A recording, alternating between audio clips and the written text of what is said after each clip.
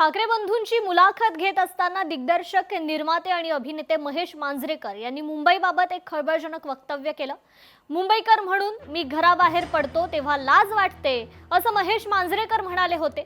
त्यावर आता मंत्री उदय सामंतांनी प्रत्युत्तर दिलंय। भावनेच्या भरात का होईना पण ते खरं बोलले। ज्यांच्याकडे 25 वर्ष सत्ता आहे त्यांच्या कामामुळे त्यांना लाज वाटत असेल असा टोला उदय सामंतांनी लगावलाय। एक मुंबईकर म्हणून मी आज जेव्हा घरातनं बाहेर पडतो ना, तर मला खरं सांगू तर मला लाज वाटते की माझी मुलं ह्या शहरात वाढणार आहेत। मी काही गोष्टी रेग्युलरली फॉलो करतो। आजचा एअर क्वालिटी इंडेक्स 183 आहे, ज्याचा आज मी भोगतोय। एक फुगा असतो की ज्याची कॅपॅसिटी आपण म्हणतो की तो एक पर्टिक्युलर ह्याच्यात तो फुटेल। तर जवळजवळ ह्या एका फुग्यात जवळजवळ त्याच्या 5 पट हवा भरलेली गेलेली आहे।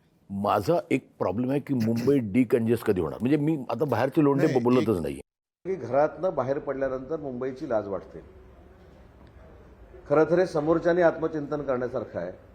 25 वर्ष ज्यांच्याकडे सत्ता होती, याचा अर्थ मी असा लावतो की 25 वर्ष ज्यांच्याकडे सत्ता होती त्यांनी मुंबईची विकास कामं केली नाहीत, रस्त्याची कामं केली नाहीत, विविध प्रकल्प पूर्ण केले नाहीत, म्हणून बाहेर पडल्यानंतर कदाचित त्यांना मुंबईमध्ये फिरायची लाज वाटत असेल।